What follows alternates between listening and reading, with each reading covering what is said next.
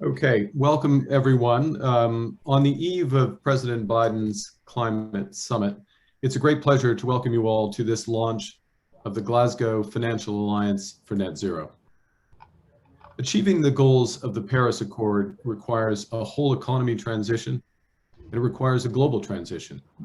And that means we need all of finance.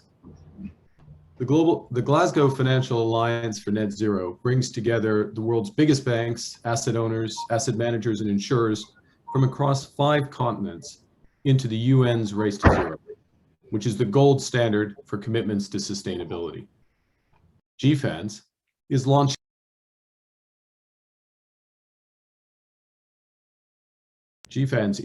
today with 160 firms responsible for assets of $70 trillion across 5 continents.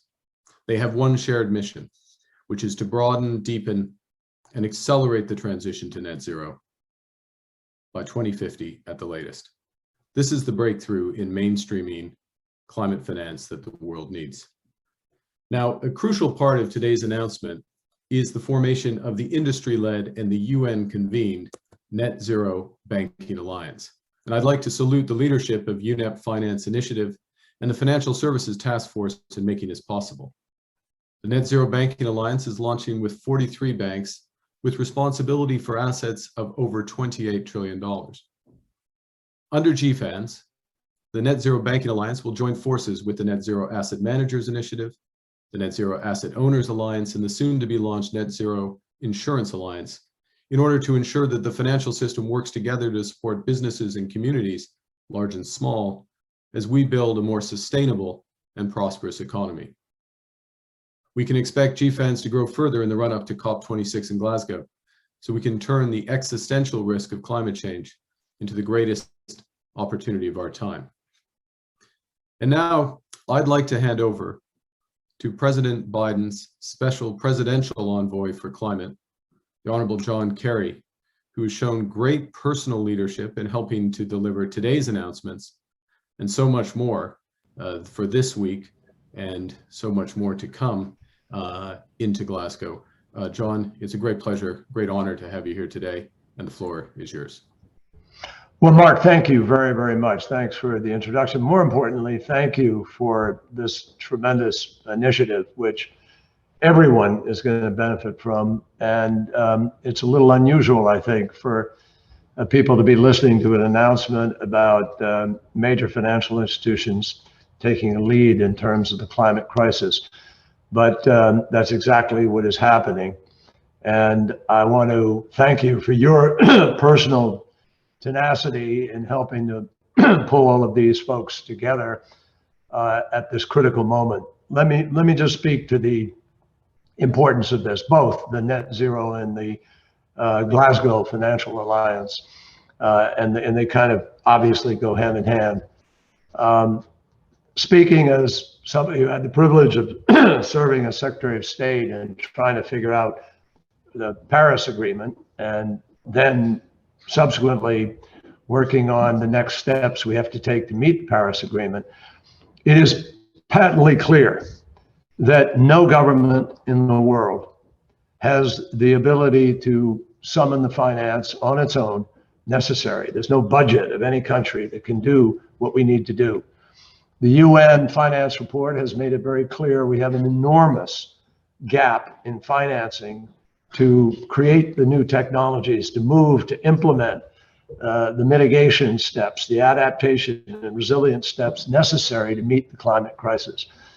And the only place that any of us could really think of where we have the ability to be able to meet this challenge is, frankly, in the end, the private sector, the place where capital is going to be allocated in order to create the processes, the technologies necessary to do what we have to do, whether it's green hydrogen fuel, whether it's going to be the battery storage or some other kind of storage.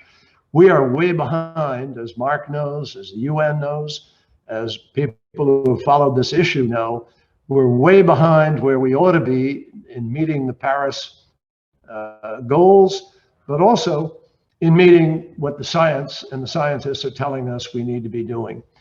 So these two efforts, the Glasgow Financial Alliance and the Global Banking Alliance, NetZero Alliance, are critical to being able to move forward. And on the NetZero Alliance, I want to underscore the power that is created in the announcement today of 43 banks from 23 countries with assets of about $28.5 trillion from around the world joining together to say, we're going to be part of this effort to move the economies of the world and the economy of the world towards the new energy future, which is a huge ability to be able to create jobs and to be able to do good at the same time. If the plan is implemented here of having science-based targets that will be required to be established in 18 months, and then those efforts will be tracked rigorously, and that's what people are signing up to here, then we have a chance to be able to have the impact needed to make this transition. So what's being underscored here today is the importance of setting near-term, sector-specific decarbonization targets. And it underscores the importance of leadership. The bar that has been set by the institutions joining this alliance is one that others are going to follow. And I'm very pleased that three major US banks, Morgan Stanley, Citibank, and Bank of America, are among founding members here, together with a bunch of others who've been at this for quite some period of time. So dealing with the climate crisis is dependent on our being able to make the transition in our economies, and that will only happen through sizable investment that makes up the gap, which is somewhere in the $1 to $2 trillion per year for the next 30 years. This effort is a major step forward in helping to address that. It's a systemic approach, and it's got huge opportunities for shareholders to benefit even as the stakeholders benefit. And that's the balance that we all know we need to strike today. So Mark, thank you so much for this effort. We're very pleased to join you in supporting it. Thank you very much, John, and just underscore the importance of private sector leadership, as you said. And of course, this would not be possible without US leadership, and it's fantastic to have the US back and leading and catalyzing initiatives such as such as this today. And with that, I'd like to hand to your colleague, Secretary Janet Yellen, to give her perspective on today's announcement and the impact of the transition for the economy. We'll pass to a video. Thank you. My thanks to Mark Carney and Nigel Topping for inviting me to participate in this event. I want to congratulate them both for the launch of the Glasgow Finance Alliance for Net Zero. It's a pleasure to speak alongside this group of esteemed individuals so dedicated to combating climate change. As you know, President Biden has outlined an ambitious strategy to transition the United States to net zero emissions. We're taking a whole-of-government approach to aggressively tackle climate change. This administration sees climate change as a threat to the planet and the stability of the global financial markets. But it's also a tremendous opportunity to reorient economies and markets to a more sustainable and high-growth posture. At Treasury, we're focused on supporting the administration's whole-of-economy approach. Specifically, we're focused on directing public investment to areas that can facilitate the transition to net zero, while strengthening the functioning of our financial system so that workers, investors, and businesses can seize the opportunity that tackling climate change presents. The American Jobs Plan is a central component of the administration's approach to address climate change. It will be the most significant public investment in America since the 1960s, dramatically reducing U.S. emissions by greening the electricity and transportation sectors. It also includes retrofitting U.S. buildings to be more sustainable and investing in American clean energy manufacturing and climate research and development. We cannot reach net zero without a similar shift in the financial system to support low carbon investments. There are challenges to this shift that the public sector can help with, and Treasury is working to address. That includes providing more certainty about policy and the transition path, improving transparency about climate-related risks and opportunities, and improving the consistency and comparability of sustainable finance policies. Treasury also co-chairs the G20 Sustainable Finance Working Group, which in 2021 will develop a climate-focused sustainable finance roadmap, help advance sustainability disclosure, and consider how to improve the comparability of approaches to identifying climate-aligned investments. At the same time, Treasury is also prioritizing measuring and mitigating climate-related financial risk. We're doing this domestically through our leadership at the Financial Stability Oversight Council, and internationally through our engagement at the Financial Stability Board and other forums. But while government has a critical role to play, so too does the financial sector. There are many steps that financial institutions can take now. We appreciate the private sector-led initiatives to mobilize resources for the net zero transition and to help financial institutions manage and respond to the financial risks associated with the direct impacts of climate change. Over the last several months, we have seen a continued drumbeat of large financial institutions announcing net zero commitments and strategies.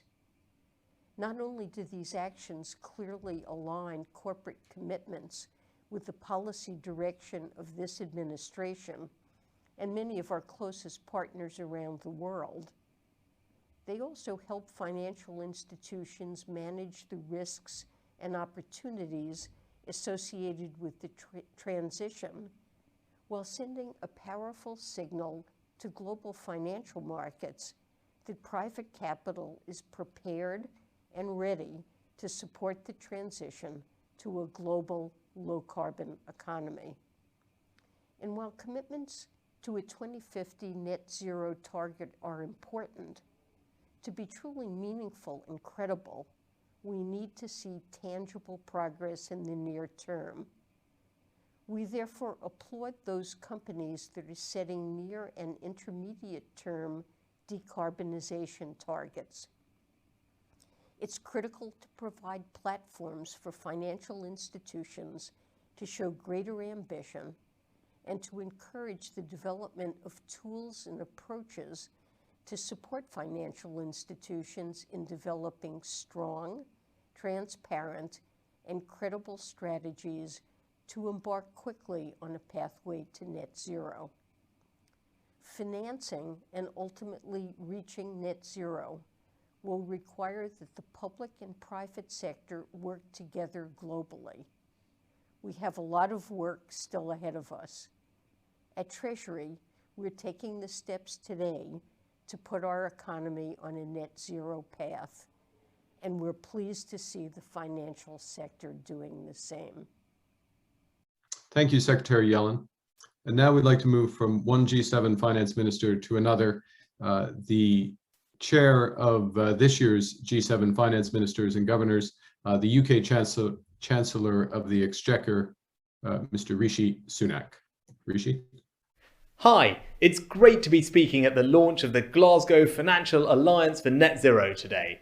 GFANZ will be a key element of our work on private finance for the COP26 summit in November, and supporting the transition to net zero is a priority for our G7 presidency. We know the challenge is great, To achieve the goals of the Paris Agreement, we need to transform our whole economies, and finance has a key role to play in this. With the UK having presidency of COP26 and home to the leading global financial centre, I welcome the establishment of GFANZ as the place to coordinate the financial sector's approach to net zero. It's great to see the establishment of the UN-convened Net Zero Banking Alliance, which joins the Net Zero Asset Owners Alliance and Net Zero Asset Managers Initiative in driving the sector's role in the transition. I also welcome the intent of insurers to form the Net Zero Insurance Alliance in the near future. This means all major parts of the financial system will have the opportunity to be part of GFANZ. GFANZ will continue to be the place the financial sector meets to progress and accelerate the transition to a net zero economy, which is necessary to have a net zero financial sector. This is the start of a journey to net zero, and I hope to see many more institutions joining GFANZ in the coming months. I'm looking forward to working with the financial sector as we look towards the COP in Glasgow and beyond. Thank you, Chancellor. Now I'd like to pass to someone who's done so much to advance us to where we are today. And I'm going to give his full title: the UN Secretary General's Special Envoy for Climate Ambition and Solutions, and the UN's Global Ambassador for the Race to Zero and the Race to Resilience campaigns. Mike Bloomberg. Thank you, Mark, and hello, everyone. I want to thank Mark, Nigel, and the financial sector representatives here today for their leadership in launching the Glasgow Financial Alliance for Net Zero. This is a critical moment for our efforts to move closer to net zero carbon emissions around the world, and the Financial Alliance is a critical step to help the financial sector speed that transition. As UN Special Envoy and as Global Ambassador for the Race to Zero and Race to Resilience campaigns, I'm glad to support it. Transitioning our global economic activity to net zero requires commitments from government, businesses, and the financial sector. This alliance will be a hub for our coordination with financial sector leaders and institutions. It will send a strong signal to policymakers and industry that financial market participants at every level are committed to supporting the transition to net zero with credible actions and accountability. As we approach COP26 in November, I look forward to working with all of you to expand and deepen participation in this important initiative. So thanks again, and back to you, Mark. Thank you, Mike. Before we go to our first panel, you heard reference a number of speakers of the Net Zero Insurers Alliance, soon to be launched.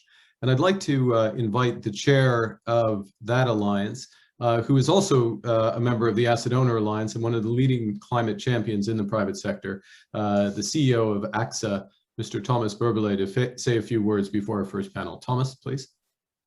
Thank you, Mark, and thank you for hosting this event.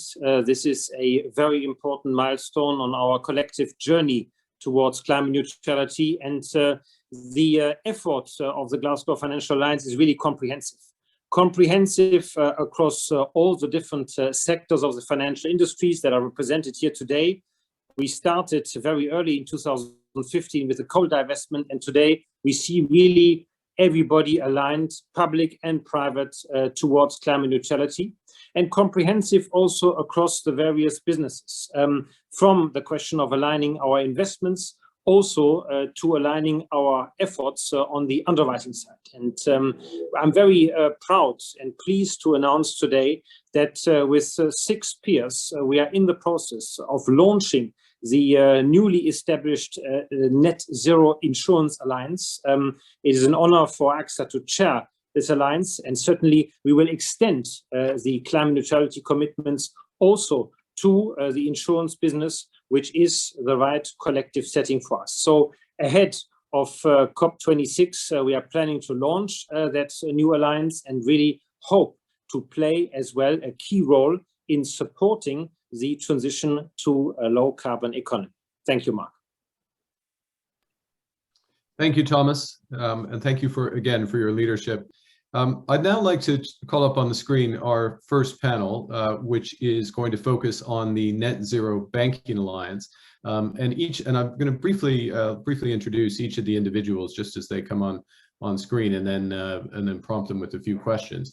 But let me say at the outset that these individuals, really in personal and institutional capacities, have led and helped to make this possible, alongside with Brian Moynihan at Bank of America, Jane Fraser at Citi, and others. First, we have Noel Quinn, who is, of course, the Group CEO of HSBC. And Noel is the chair of His Royal Highness, the Prince of Wales Sustainable Market Initiatives Financial Services Task Force, which have co-launched the Net Zero Banking Alliance. Anna Botín, who is the Group Chief Executive, of course, of Banco Santander. And Anna also serves, amongst many other roles, as the President of the European Banking Association. Tom Nides, the Managing Director and Vice Chair of Morgan Stanley. Alison Rose, who is the CEO of NatWest and a sponsor of COP26 itself. So if you need rooms in Glasgow, speak to Alison. And Inger Andersen, who is, of course, the Executive Director of the United Nations Environment Program, and UNEP, through UNEP FI, is convening the Net Zero Banking Alliance and providing the Secretariat. So I'd like to thank again all of you for being here today, and again, more fundamentally, for your leadership. So just to begin the panel, Noel, I'd like to start with you. Of course, in your role as chair of the Financial Services Task Force of His Royal Highness's Sustainable Markets Initiative, you've really prioritized this transition to net zero, and you've been instrumental in launching the Net Zero Banking Alliance with the Race to Zero. So tell us a bit about how the Net Zero Banking Alliance can help turn these commitments, net zero commitments, into real world progress. And do you think that by working together, we can ensure the sector approaches what is a big challenge with a sort of healthy competition that moves us in a race to the top? Noel? Thank you, Mark, and I'm more than happy to do so. First, let me just say there's an absolute clear case for the world to transition to net zero by no later than 2050. However, for the totality of the banking sector to achieve net zero, and I mean the totality of the banking sector, it can only do so through the collective activity of our clients, and they themselves achieving net zero in total. And that will require the banking sector to provide the financial support to help those customers transform their business models and their technology base to be fit for the future. And that, as we've said, will require significant investment. And if I reflect on the role of the banking sector over many, many decades and many centuries, it's been instrumental in all of the major revolutions of industry and commerce over that time. And this should definitely be the case again. Many banks are now realizing that need and are making statements of net zero. And I suppose what we want to achieve through the Alliance, and what we try to encourage as a group of banks in the Financial Services Task Force, is to encourage more banks to make that commitment to net zero, not only as individual institutions, but through their clients' activity. But the other thing we want to do is to make sure that when we use that label, we are transparent and consistent in the way that we measure our own performance against that ambition. That we set targets in a consistent manner, that there is credibility in those targets and the methodologies for setting targets, that there is credibility in the reporting of progress against those targets, and that also we provide the finance to facilitate the transition that needs to take place. And that, in that regard, Mark, as I think you know, that as part of the task force, we're developing at the moment what we are calling at the moment a practitioner's guide for banks that sign up for net zero, to turn that ambition into a reality, and into a reality that has credibility in the eyes of all of our stakeholders. and for the banking sector to be able to define what is truly meant by net zero in their client activity. We intend to publish a first draft of those recommendations and the practitioner's guide by the middle of the year in time for G7 and G20. And we want to encourage feedback from the industry as a whole and our stakeholders on how we turn in net zero from good intent into a well-monitored and understandable action plan. And that's the ambition of the task force, and I hope we can bring that to bear in the new banking alliance under GFANZ. Thank you very much. Thank you, Noel. Client focus, turning commitments into reality, practitioners' guides, all the spirit of this commitment. Now, I'd like to turn to Anna Botín, who, as I said, is executive chair of Banco Santander. And Anna, one of the remarkable things about Banco Santander, with its presence in Europe, in UK, in Latin America, its global footprint, it in some respects mirrors what is the case with the Net Zero Banking Alliance in terms of geographic spread and complexity of institutions. So you really have a unique perspective, and I'd like to invite your perspective of this transition, given the breadth and the complexity across geographies and across industries. So Anna, it's a pleasure to see you, and the floor is yours. Thank you, Mark. We are global, but we're not complex. I just sorry to make that distinction. You're absolutely right. So, we cover Europe and the Americas. I'm actually in Dallas right now. What's interesting about our footprint is that we're very much a retail commercial bank. So we have 4 million SME customers and a total of 148 million customers. That makes us one of the largest customer bases across the world. As Noel said, we have a huge challenge here. So we're very much aware of how big it is. We need to change behavior of billions of people, help to do that. And to me, what is most interesting, many things, of course, not least that you're chairing this, Mark, but the fact that this is global, the global nature of the Net Zero Banking Alliance and Glasgow Financial Alliance for Net Zero, that is incredibly important because the pace of decarbonization in the real economy depends on us as financial institutions. But to me, the leadership from public sector, from supportive public policy is crucial. And this is not even, as we all know, across the world. So just 3 very brief things that I am hoping and we believe that the Alliance brings. First is clarity. We need to know more about the impact we are having, what emissions we're producing. And for that, we must improve the data we have. And as you often say, especially on Scope 3 emissions. And from that, methodologies, a clear path for businesses, government across the world. And this is a massive task.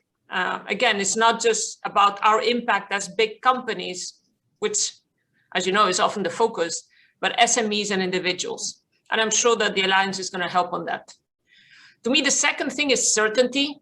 To move fast, we need more governments to set out supportive public policies, how they're going to take us as a country, as a nation, to the world, to net zero. More certainty. Why? Because it brings investment. And it's super critical that these policies, and of course, I know I have others in the audience, that support a just transition. Developing markets are not the same as developed markets. We cannot allow communities to be left behind. And so, again, I hope the Alliance helps us on that. And last but not least, of course, clarity and certainty are crucial, but so is collaboration. Like COVID-19, this is not going to respect boundaries between businesses, between countries. And that's why this Alliance, again, is so important. There's many initiatives across the sector, and we are joining this one because we think it is the one to be in, and we have to come together and focus our power. So in summary, we don't have any time to lose. The science is clear. To achieve Paris, the world needs to decrease fossil fuel production by about 6% every year between now and 2030. And it's up to all of us. It's our responsibility to make that happen. Fantastic. Thank you, Anna. I love it. Clarity, certainty, focus, action. Exactly why we need you and your peers at the table to move forward. And you're absolutely right on the timing. Tom Nides, can I bring you in? Morgan Stanley has really been at the forefront of a number of the biggest initiatives in sustainable finance. And I think, for example, one of the first backers of the TCFD. So I wonder, Tom, can you give us your perspective on working with your banking peers, how you catalyze action, and working with the authorities, and how this can all help us achieve our shared mission of reaching net zero? Mark, I'm more than happy to do it, and I promise I'll do it in under a minute to give you some time. First of all, thank you for your leadership. And as we all know, leadership matters to get anything done. And so with that, Mark, I think all of us would agree your leadership is at a historic time, and obviously for all of us an historic purpose.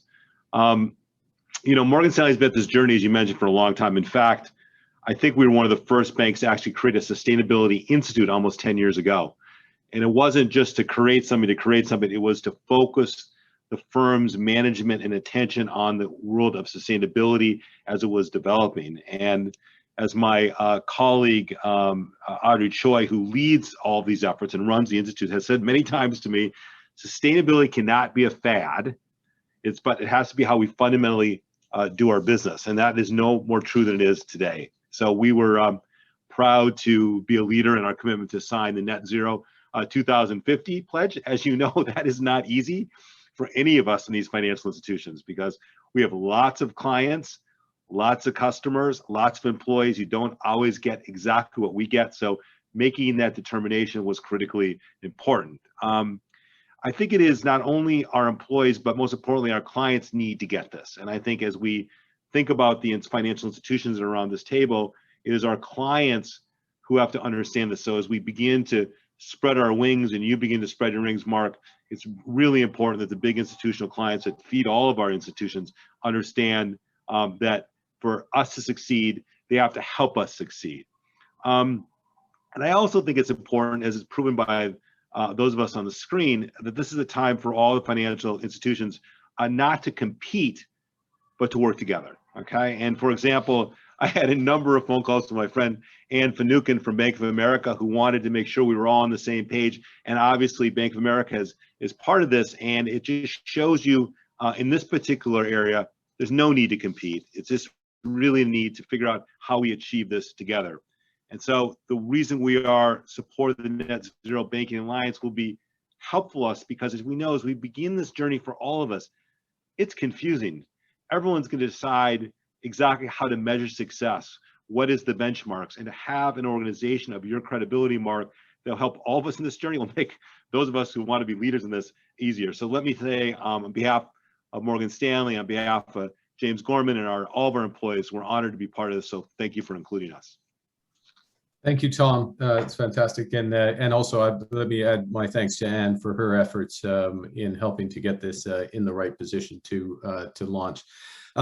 Now, the Secretariat is for this Net Zero Banking Alliance is being supplied by UNEP FI, as is the Secretariat for the Insurers Alliance and for the Asset Owners Alliance. And so I wanted to bring you in, Inger, as the Executive Director of the United Nations Environment Program, and give your perspective on why you're convening this, what role you play in this, and how you also ensure that the banks will be following through with on commitments with actions as they very much intend. So Inger, the floor is yours. Thank you so much, Mark, and to you. Thank you for being such a strong convener and leader in this space, and for everyone to step into it. I think we've all realized that is the way forward. For over a decade, UNEP has been convening in the UNEP Financial Initiative platform, financiers, bankers, and insurers. And we've learned, obviously, as we rolled out the SDGs, how to work with them and supporting banks in this regard. UNEP is a science-based organization. And what we hope to do in this particular instance with the Net Zero Banking Alliance is, of course, to create this industry-led but UN-convened platform so that we can support banks with the science. So we are co-hosting the IPCC, after all, as to how to decarbonize and how to make that progress. It's not easy, but I think what we've seen now is that there are really, as we see today, banks that are leaning in, right? We have now the commitment statement by the banks and the CEOs and the associated guidelines for how to make this really credible. And as you mentioned, we are also the proud conveners of insurers and asset owners. And what we're looking for here, and what we know that the banks within this alliance will do, is to pledge to net zero, but also to plan on the detailed steps for how to get in the medium term, proceed with making that immediate action, and then to publish annually on how we're doing.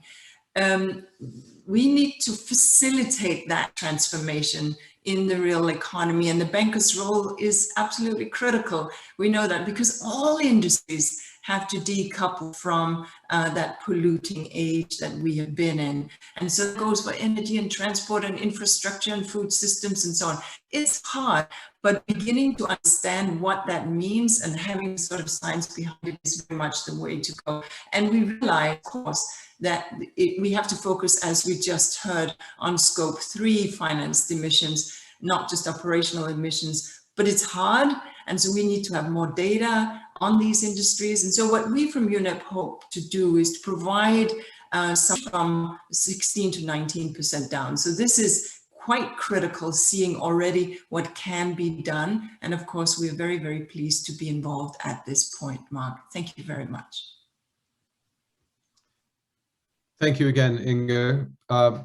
And now I'd like to bring Alison Rose, the CEO of NatWest, in. Alison, you know, I think we've all acknowledged that decarbonizing the global economy is no easy feat. And Inge and others have mentioned the importance of fairness in the transition. In fact, all of the CEOs have emphasized, rightly so, emphasized their clients, helping their clients bring them along. And of course, some of the biggest challenges could be for small, medium-sized enterprises, and Botín mentioned them, and households. So right down across the perspective. And I know from my previous role, in terms of the scale of NatWest's footprint, both and support of SMEs in the UK and UK households. So I'd love to get your perspective on that issue and the broader efforts that are underway with this transition towards net zero. So Alison, the floor is yours. Thank you, Mark. And as you rightly say, this is no easy task that we're facing. But I think the critical element is supporting our customers in the transition. And I think, you know, it is a non-competitive sport. I think, as Thomas said here, we all need to lean in and help. And so I think critical elements of collaboration and partnership are going to be absolutely vital. This is not an issue that can be solved on its own, or just by the banks themselves or the public sector, or through regulation. For me, I think for very large businesses, there is a huge amount that they can do, and not that it's easy. They do have the tools and capabilities to do that. But for consumers, for small businesses, particularly SMEs, particularly at the moment where they're facing survival in a number of instances and dealing with the pandemic, actually what we need to do is focus on collaboration and practical steps to put tools in the hands of businesses, particularly small businesses, to help them with transition. So we know from the conversations we have with SMEs that 88% of businesses want to reduce their emissions in their supply chain, but they don't know how to measure those emissions, and they don't know how to do it, and they don't have the tools to do it. So I think that as well as the collaboration on the data, on the public sector, and on regulation, we actually need to put tools in hand. So to give some examples, You know, we've got a partnership with Microsoft where we're developing cloud-based tools to allow small businesses to measure their emissions and then give them practical help how to do it. The residential housing sector, I think, is one of the biggest areas where we are going to need absolute collaboration between government, public funding, and banks to provide finance, and regulators to ensure that we can help the housing stock transition. Because if we get this wrong and we focus just on the big picture, what will end up happening is we will create dislocation in regions and supply chains and local economies, and that won't support a just transition. So I think we have to go from you know, the global policy and the global targets down to the very simple practical tools and the financing to put in place the transition. So for me, obviously data, which everybody has mentioned already, and measurement, collaboration, and we have to be policy shapers on this, working across industry, across sector, and then we have to put practical tools in the hands to then finance the transition and allow different parts of the sector and the economy transition at a different level of pace. Otherwise, we will create economic dislocation, social dislocation, and inequality. And that's something we think we must be absolutely mindful of doesn't happen. Fantastic. Data, tools, collaboration, shaping policy for the right reasons. We have 1 minute left, and I'm going to allocate it to Anna, who put 2 hands up just for a quick response. So well done, everyone. Anna, the floor is yours. I didn't actually put my hand up, but that's fine. I think, you know, I just reiterate my colleagues' views. And I think first, I think leadership from the public sector is crucial. Again, I think this is a global problem and a global challenge. And so that is super important that you, Mark, and all of us together convince our governments. And I think the second one is what has been said by my colleagues, and I also mentioned, is the bottom up. I mean, it's about cars, mortgages, homes. And that is a huge task. And that's why I go back to my first point. We're not going to be able to do this alone, even if all the banks on the planet get together, which, by the way, we need to do that. But we need governments and leadership from the public sector. And so we rely on you for that, Mark. Well, you rely on me to channel your good ideas for that, and that's what we will do. And we will do both of those elements, with the first being expanding and deepening the alliance as we move into Glasgow. Thank you all again for your comments, for your leadership. Very much looking forward to working together for this shared objective. And I think, Tom, it was you who mentioned working with institutional clients as one of the factors, and probably no better segue than to go to some of those major institutions. I'm going to hand to my colleague, the co-climate champion, Nigel Topping, to chair this next panel with the asset owners. Nigel, the floor is yours. Great, thank you, Mark. And it's really exciting to have the banks in GFANZ now with the launch of the Net Zero Banking Alliance, and to hear about the insurers on their way. But in this panel, we're going to talk about the asset owners and asset managers, who of course have been at this for a bit longer, with the Net Zero Asset Owners Alliance launching at the Secretary General Summit in 2019, and the Asset Managers Initiative at the Ambition Summit hosted by UK and partners in December. I've got a great panel here of many of the leaders in those initiatives. We're going to hear first from Oliver Bate, the chair of the board Allianz, then Amanda Blanc, the CEO at Aviva, Nili Gilbert, who's the chair of the investment committee at the Rockefeller Fund, Michelle Scrimgeour, the CEO at Legal & General, and then David Blood, senior partner at Generation Investment Management. I think it's just worth reflecting on the last comment from Anna, that Gonzalo and I often talk about the ambition loop, that this mobilization from the private sector helps mobilize more ambition from the public sector, which in turn helps mobilize more. It's a positive feedback loop that we're trying to get up and running here. Let me turn first to Amanda. Amanda, because I see you're on screen. I was going to go to Oliver first, but let me start with you. I think I'd like to say a little bit about, given that you've been at this for a while, launched the Asset Owners Alliance over a year ago. So tell us a little bit about what Aviva have been doing themselves in terms of operationalizing? We heard earlier about the need to go from the big statement and joining to short-term targets and action plans, and then maybe add a little bit of color to what you hope we can do by pulling all the different sectors from the finance community together in GFANZ. Okay, thanks, Nigel, and it's really good to be here this afternoon. So, look, the action that Aviva is taking, I think first of all, the role of insurers in society. We're really tightly woven into the fabric of the economy and our communities, and nothing really happens without our sector absorbing the risk and helping to provide the investment. So I think that gives us a big stake because the climate emergency threatens probably our business more than most. But it also gives us a pretty big stick, and with that comes a big responsibility. And that's why Aviva set out a plan to reduce our carbon emissions to net zero by 2040 across all of our business. It covers our own operations and our supply chain. It covers our underwriting. For example, from the end of this year, we'll have stopped offering cover for companies making more than 5% of their revenue from coal or unconventional fossil fuels, unless they've signed up to the science-based targets. And it covers the investments we make on behalf of our customers and our shareholders, and engaging with companies to act more responsibly, and if necessary, divesting where they choose not to. And of course, that's a really hard thing to do. And we're also using our voice in the industry and with governments to urge us all to act faster. I think everybody has said that this afternoon, and I think that's absolutely key. And I'm not going to pretend it's going to be easy. It's a really demanding target.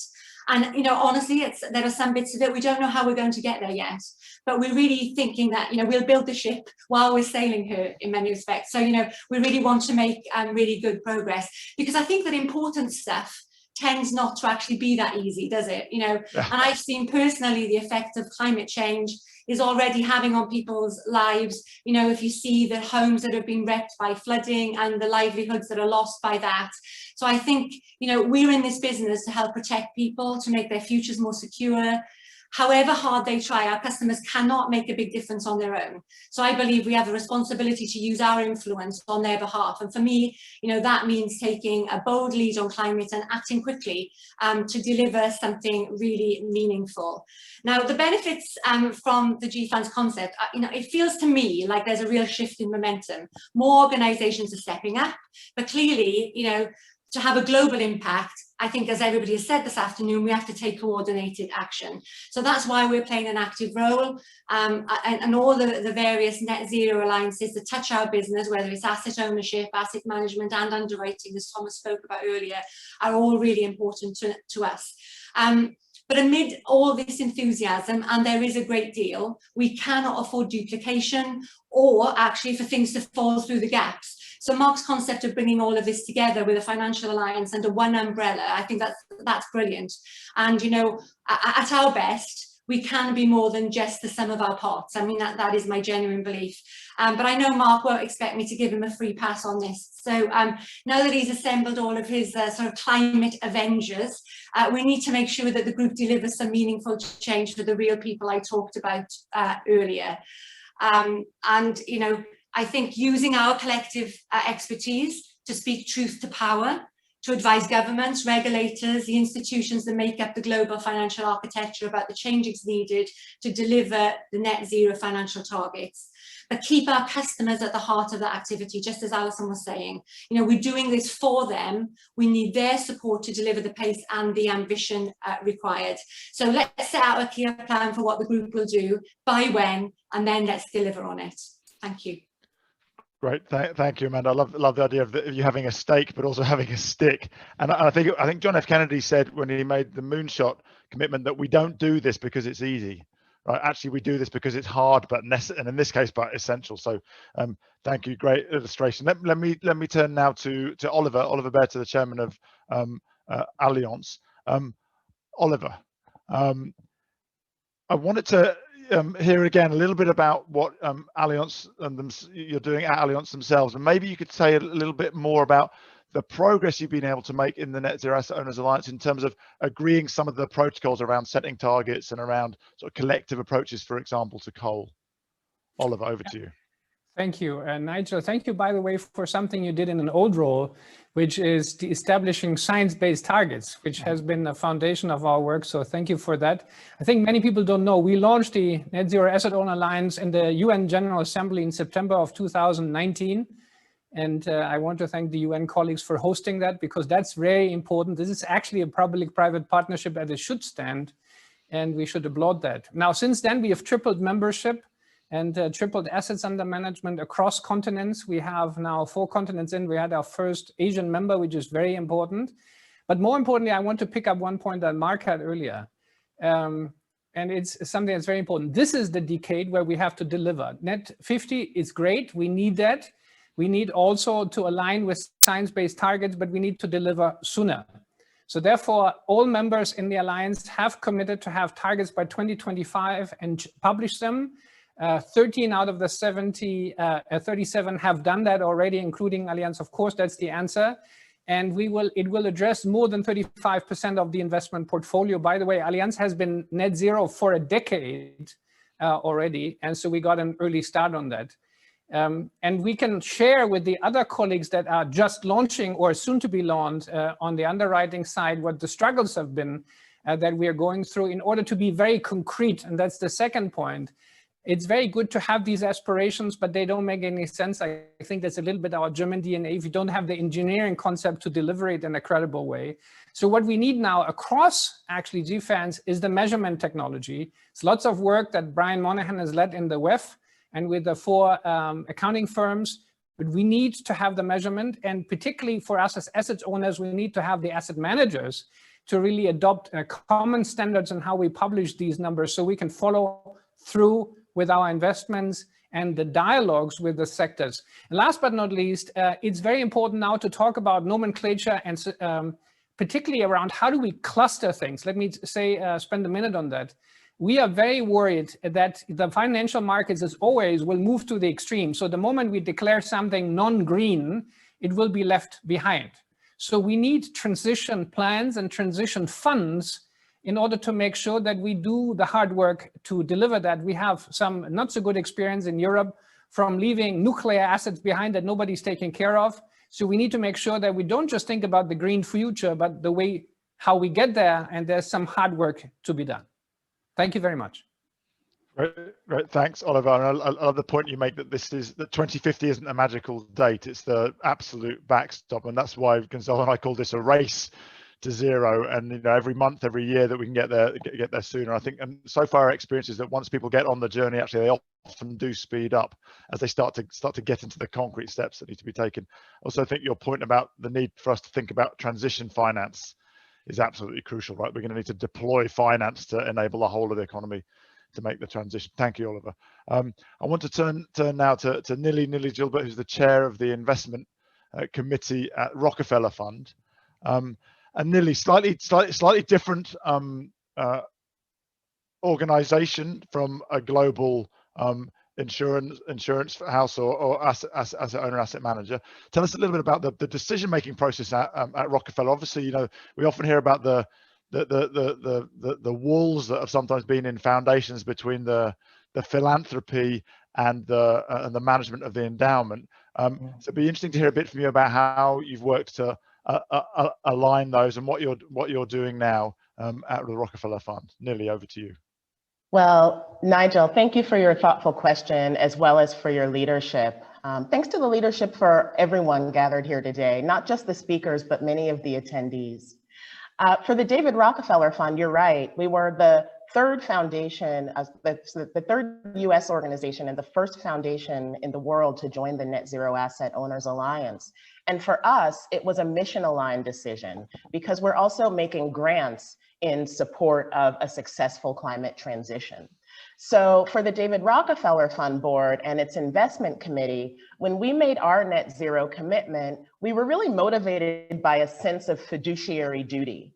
When it comes to managing our long-term risk-adjusted fund returns, we see climate change both as a great risk, as well as a source of potential opportunity.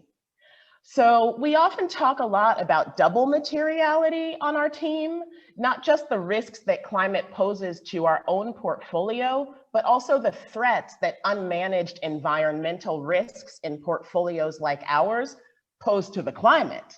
And then we think about the feedback loop that this creates. So when it comes to the most significant actions that we're making towards net zero, for us, it's really all about that long-term fiduciary objective and what we need to be doing in the near term to achieve it. In this light, I'm excited to share with everyone today that the David Rockefeller Fund is committing to decarbonizing 25% of the emissions in our portfolio by 2025. Joining a number of the other Asset Owner Alliance members who have made similar commitments. For us, this commitment will be underpinned by a focus on engagement with our portfolio companies, as well as our external asset managers, and on collaboration and communication with our peers, such as through this broad alliance. We're also committing to making investments that will finance the climate transition, as Oliver was just discussing.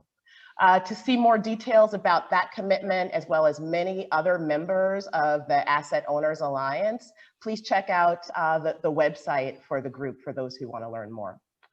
One last thing to say about this, Nigel, to be frank, target setting can be an area of concern with some net zero commitments because 2050 is very far away. And so along with the members of the Glasgow Financial Alliance, the David Rockefeller Fund will continue to be focused on achieving interim targets. We'll be focused on recommitting to targets every 5 years in the service of our long-term goals. When you think about it, climate scientists have told us that we need to have global greenhouse gas emissions by 2030. So you can appreciate the significance of us setting a 25% target for 2025. And United Nations Secretary General Antonio Guterres has referred to this approach as a gold standard. Of course, we'll also be expecting this community to hold us accountable for doing all that we can in the service of achieving these ambitious goals, and we'll look forward to doing the same. Great. Thanks, Nili. I love the idea of double materiality, and it's great to hear you talking about mission aligned, given that you're a foundation. And I hope we see many more foundations join. I think also it's worth just noting that in the Race to Zero, every initiative which joins the Race to Zero has to commit that membership will require not just the long term, but those interim targets, as you say.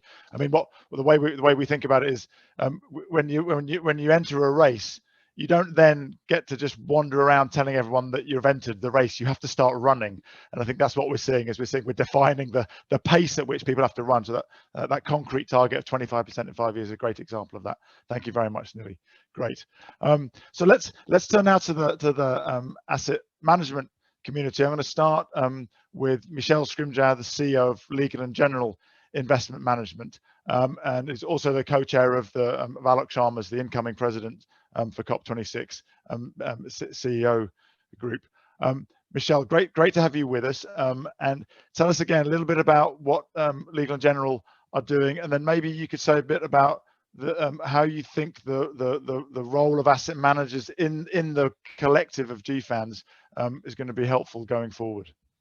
Nigel, thank you. And look, as an asset manager, we have a pivotal role. I mean, Amanda's touched on it a little bit already, but we're decarbonising investments on behalf of our clients. They're the asset owners, and we're also influencing the real economy, and that's important. And that transition is assisted by engaging. It's engaging and holding businesses to account on their net zero plans.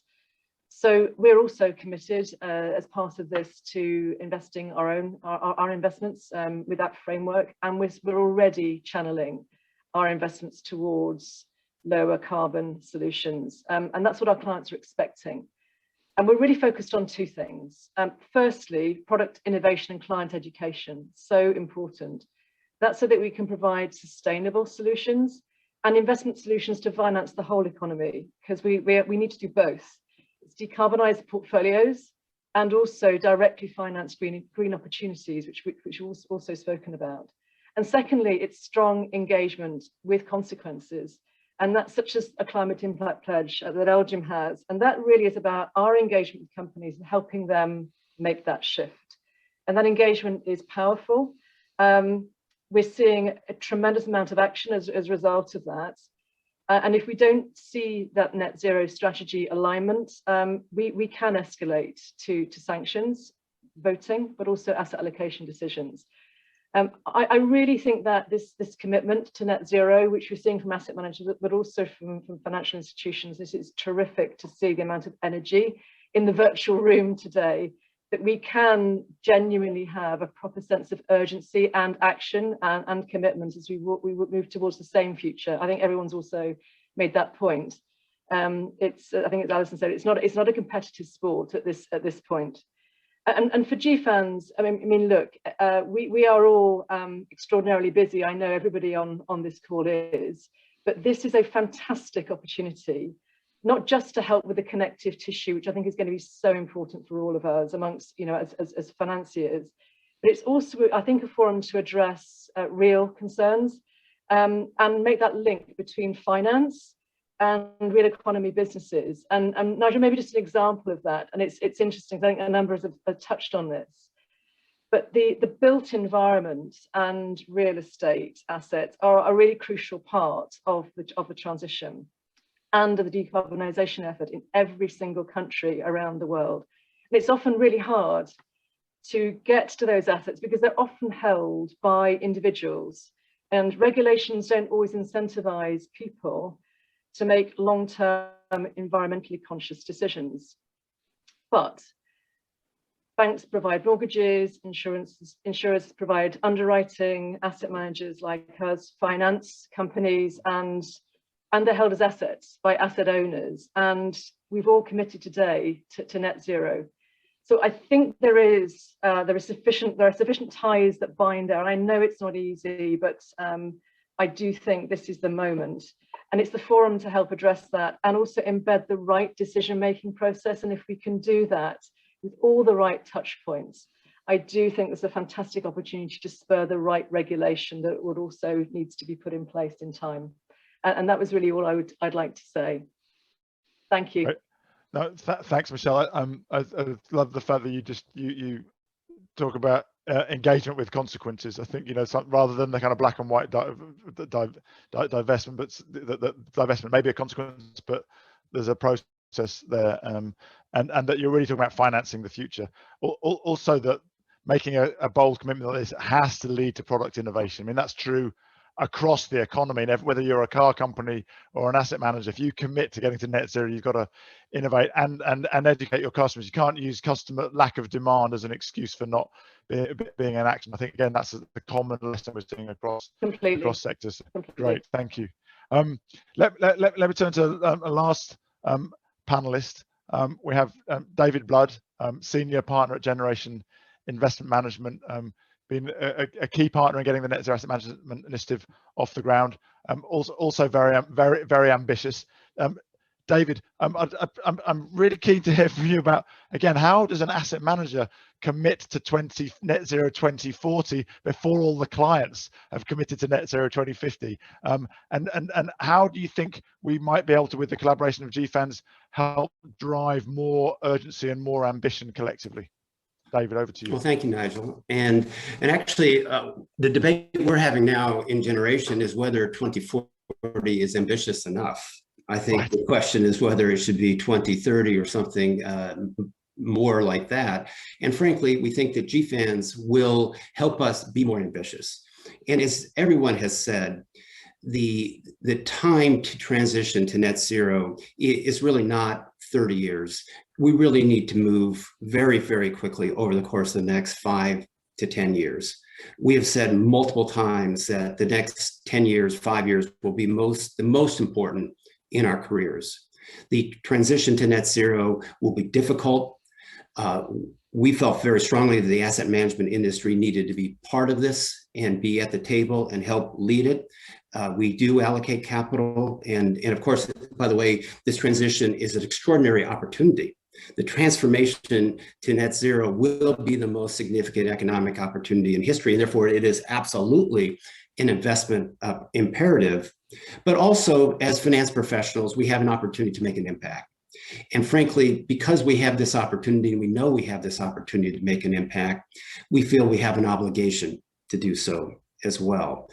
And therefore, the question really is how do we fulfill that obligation? How do we move from these important commitments today and the plans to fulfill those commitments to actions? And I think that that's going to be our primary focus, all of us, over the course of the next couple of years, as we move from the commitments to actions. And indeed, that's how we'll be judged. So this is a critical time. It's a great time to see all of these groups come together. I congratulate Governor Carney for leading us here. And now, frankly, we've got to move from these commitments to action. And I think GFANZ will help us do that. Thank you, Dave. I keep going back to the race analogy. You know, I don't know. I don't think anyone ever says, "Have you ever entered a marathon?" They always say, "Have you ever run a marathon, and what time did you do it in?" So this is about action and performance.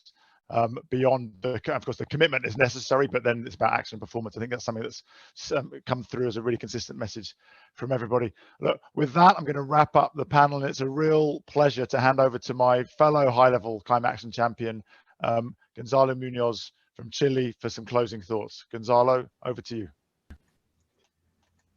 Thank you so much, dear Nigel, not only for this panel that you have just led, but also for your work and generosity. And thank you also to Mark.